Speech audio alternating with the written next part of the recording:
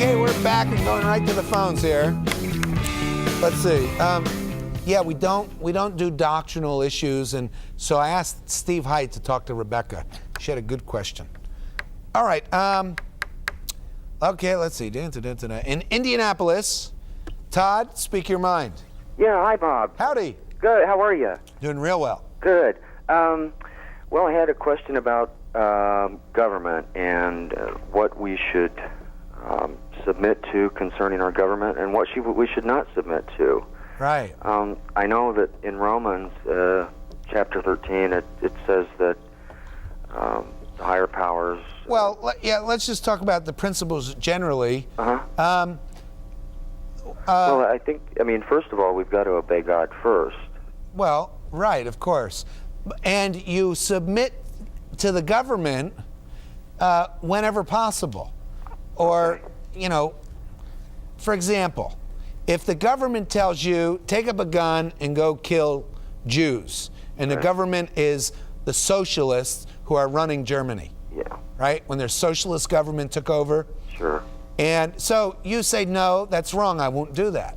Right. If the government says to you, you're not allowed to discipline your children or teach them about God, or that homosexuality is wrong, that's a hate crime, then you disobey the government.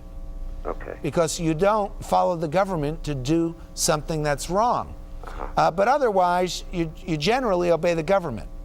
Now, I say generally because modern governments become so onerous.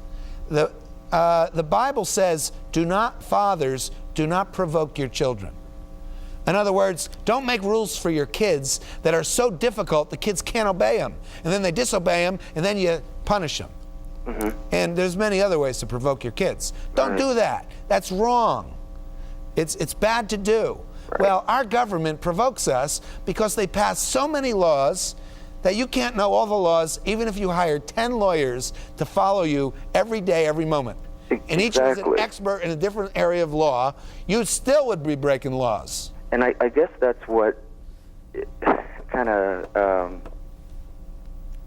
is the crux of my question is, you know, I know that we should obey God first, but our government is doing so many things that we don't even know about. They're spending our tax dollars all kinds in ways of that we don't want them to, and in many ways that we have no idea that they're even using the money for some things that... Sean, let me tell you a story. My friend Greg Perry and I were sitting in a vehicle on Ironwood Road in South Bend, Indiana, at, I forget, Lincoln Way or something. It's right after a railroad crossing. And, Todd, I'm sorry.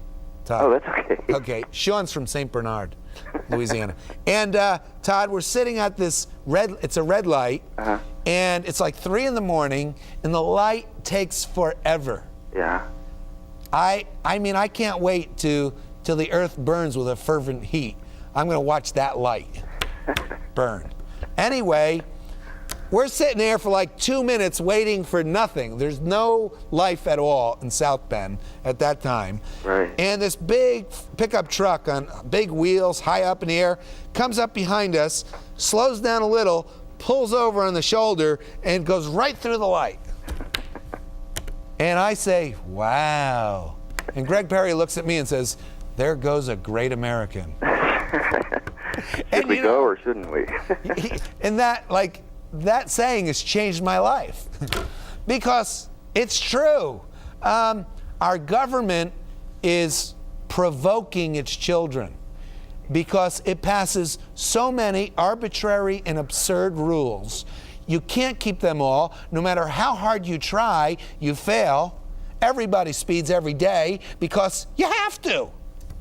You can't obey the law. If you drive the speed limit in some places, people will shoot you. You get run over. Yeah, you'll be killed. The cop will give you a ticket because he's mad at you.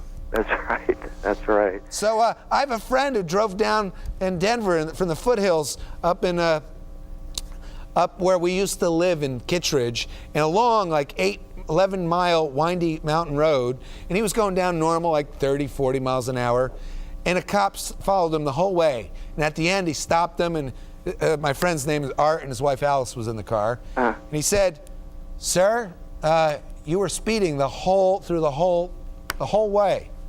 Enyart said, "Officer, that speed limit is wrong." and he was right. It's wrong.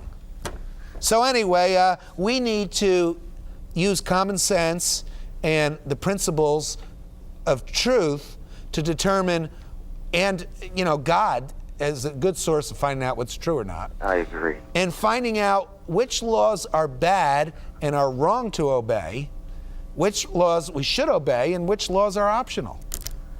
And if those laws are wrong, we need to disobey them and stand up If there are for the wrong laws of God. Right. If there are wrong laws, we need to disobey them. Okay. Just like if the U.S. federal government, the Supreme Court, said it's legal to own blacks as private property, as cattle, in the Dred Scott decision, 1850s. So some Christians, not the liberals, but the Christian conservatives, disobeyed the governing authorities and helped the Underground Railroad smuggle blacks to freedom. They were heroes for disobeying the government. Yes. All right? Okay.